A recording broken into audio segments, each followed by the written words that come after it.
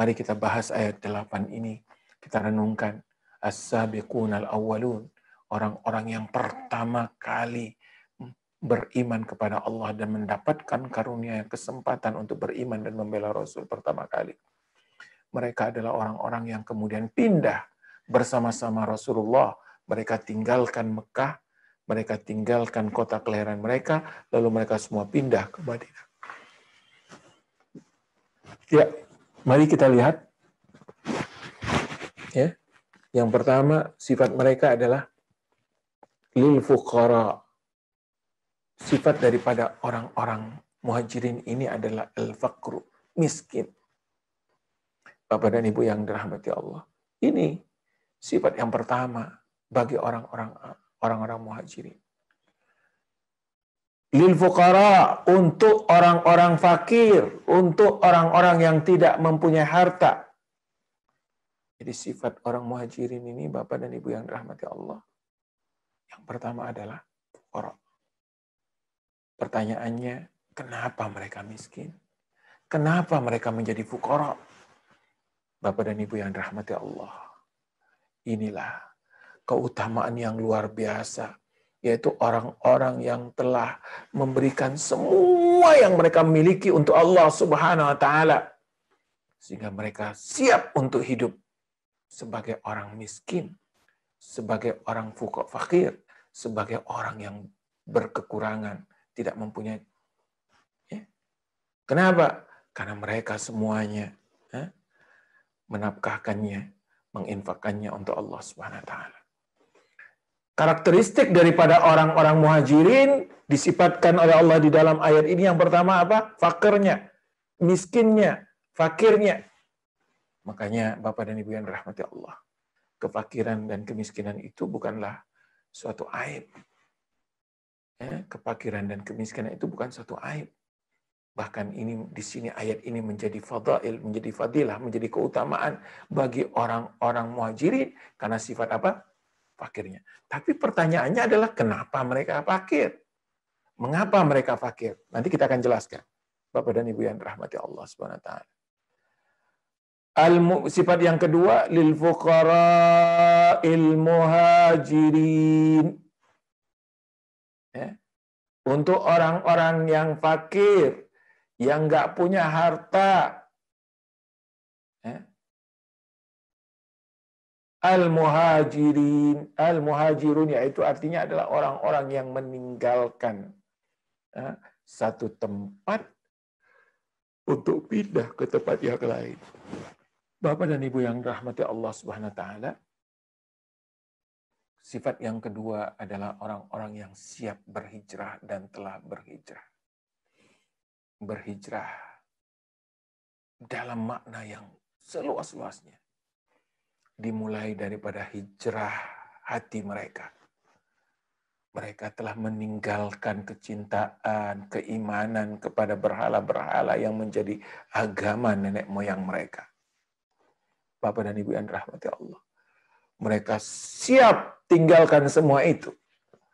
Walaupun keluarga mereka, tetangga mereka, komunitas Quraisy, komunitas orang-orang Arab Mekah membenci mereka. Karena mereka telah meninggalkan agama nenek moyang mereka. Siap hijrah, pindah. Komitmen mereka untuk meninggalkan agama mereka juga meminta komitmen yang kedua. Meninggalkan seluruh tradisi-tradisi mereka yang lama.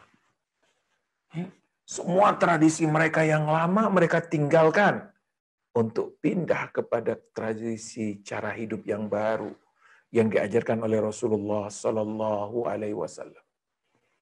Bapak dan Ibu yang dirahmati Allah, bukan hanya hijrah hatinya, tapi hijrah fisiknya, amalnya, perbuatannya, tradisinya. Bapak dan Ibu yang dirahmati Allah, begitu banyak tradisi-tradisi mereka tinggalkan. Dan mereka stop apapun yang mereka anggap sebagai sebuah tradisi jahiliyah, tradisi yang lama. Inilah Satu hal yang sangat serius yang membedakan antara kita hari ini dengan orang-orang muhajirin, Bapak dan Ibu yang dirahmati Allah. Ketika mereka masuk Islam, mereka langsung bukan hanya hijrah hatinya, tapi hijrah amalnya, aksinya. Semua tradisi-tradisi buruk mereka tinggalkan. Tradisi-tradisi jahiliyah yang tidak ada dalilnya, yang tidak ada keterangannya, petunjuknya dari Rasulullah, mereka tinggalkan. Sampai-sampai satu contoh yang sangat indah itu adalah apa? Ketika mereka berhaji, mereka pun tidak mau sa'i dari Bukit Safa Marwah. Kenapa? Karena mereka menganggap bahwa itu adalah tradisi jahiliyah.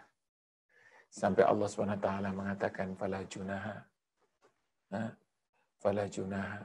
Tidak ada dosa bagi yang orang-orang yang melakukan tawaf dari melakukan sa'i dari Safa ke Marwah, dari Marwah ke Safa. Untuk memastikan bahwa ini bukan tradisi jahiliyah, ini adalah tradisi yang direkomendasi oleh Islam. Bapak dan Ibu yang dirahmati Allah, hijrah yang dimintakan oleh Allah SWT luar biasa. Totalitasnya mereka, Bapak dan Ibu. Maka ini katakan di sini, jadi hijrah hatinya dengan iman, hijrah amalnya, lalu tidak hanya cukup itu. Mereka harus juga hijrah dalam makna yang sesungguhnya dari pemahaman makna hijrah, yaitu pindah dari satu tempat ke tempat yang lain. Kenapa mereka hijrah? Walladzina al-muhajirin alladzina ukhriju min diyarihim. Mereka hijrah karena mereka diusir, dikeluarkan dari rumah-rumah mereka.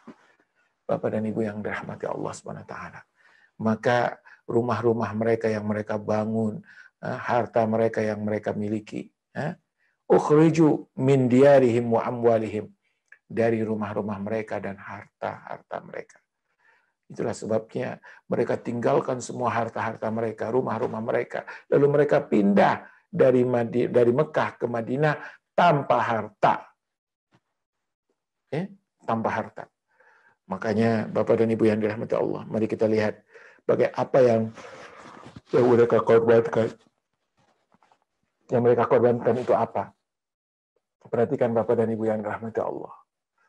Kalau harta, hampir semua orang meninggalkan hartanya karena nggak mungkin. Salah satu contoh saja misalnya adalah Suhaib Ar-Rumi. Suhaib Ar-Rumi adalah seorang pedagang sukses di kota Mekah. Ketika dia sudah beriman kepada Allah dan kepada Rasulullah SAW, maka komitmennya dia berikan kepada Allah dan kepada Rasulullah.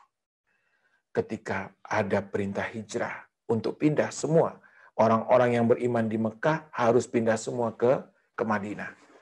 Nggak pandang bulu, termasuk Abu Bakar, termasuk Umar, termasuk adalah Suhaib Ar-Rumi. Bapak dan Ibu yang dirahmati Allah, sebagai seorang pedagang yang sukses, maka mata orang-orang kafir Quraisy tentu mengincar orang ini.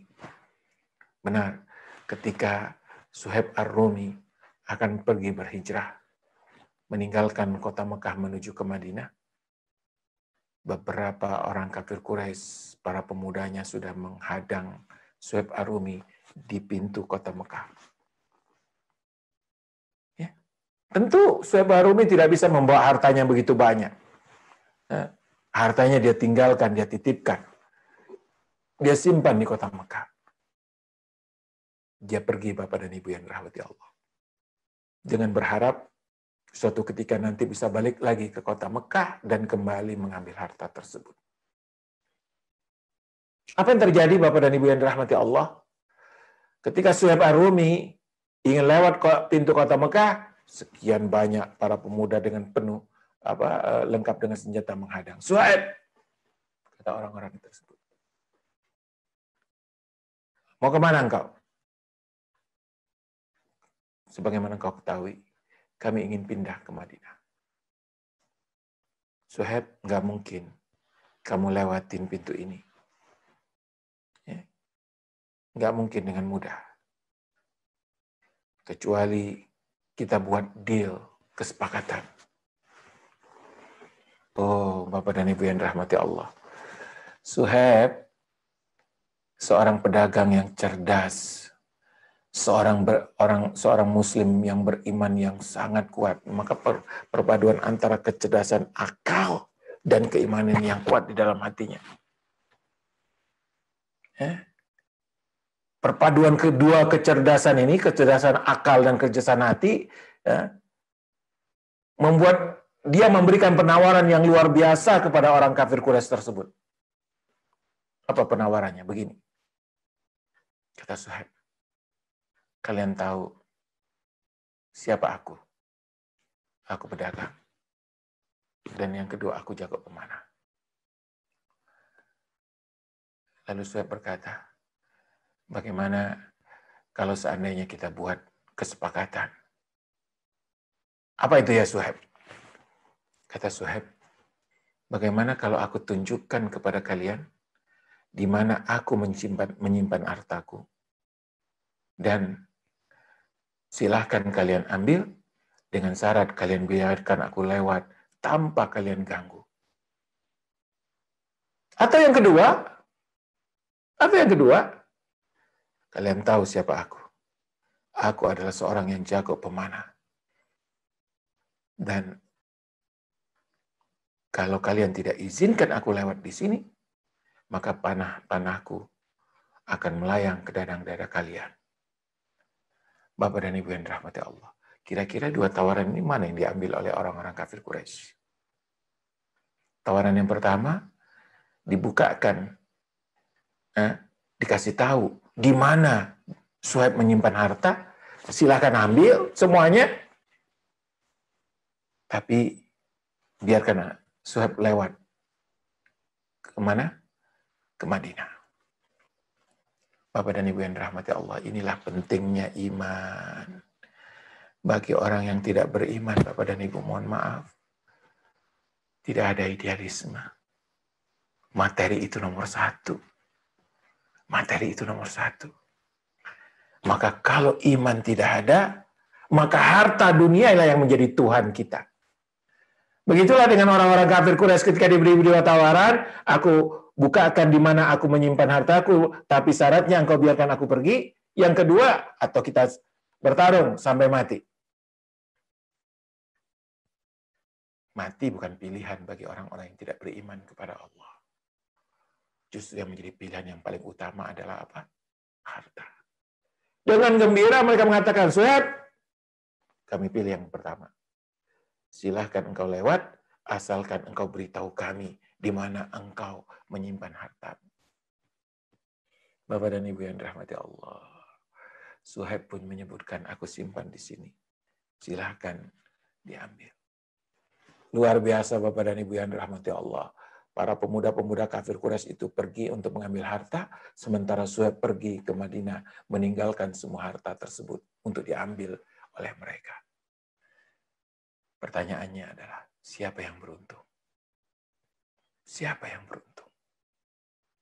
Orang-orang kafir Quraisy yang beruntung? Atau Suhaib yang beruntung? Bapak dan Ibu, siapa yang beruntung? Suhaib yang kehilangan hartanya itu yang beruntung? Atau orang-orang kafir Quraisy yang mendapatkan harta Suhaib Ar-Rumi yang telah dikumpulkan dengan usaha yang keras bertahun-tahun, lalu diambil begitu saja oleh orang-orang kafir Quraisy? Siapa yang beruntung? Siapa yang beruntung? Bisa jadi orang-orang kafir Quraisy merasa sangat beruntung karena mereka mendapatkan semua harta tersebut. Bisa jadi Suhaib merasa ada kehilangan. Bapak dan Ibu yang dirahmati Allah, jangan pernah pakai logika kita. Tapi mari kita dengarkan informasi dari langit.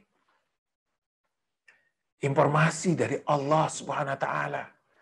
Apa yang diberitakan oleh Allah Subhanahu wa taala tentang peristiwa ini? Yang ngambil harta orang kafir Quraisy, yang kehilangan hartanya orang Suhaib Ar-Rumi. Dan Suhaib Ar-Rumi adalah seorang pedagang. Yang namanya pedagang, Bapak dan Ibu, sangat pandai jual dan beli. Sangat ngerti mana untung dan rugi. Ya, setelah Suhaib melakukan perjalanan panjang menuju ke mana? Ke Madinah. Sesampainya di Madinah, Suhaib Ar-Rumi langsung disambut oleh Rasulullah Sallallahu Alaihi Wasallam.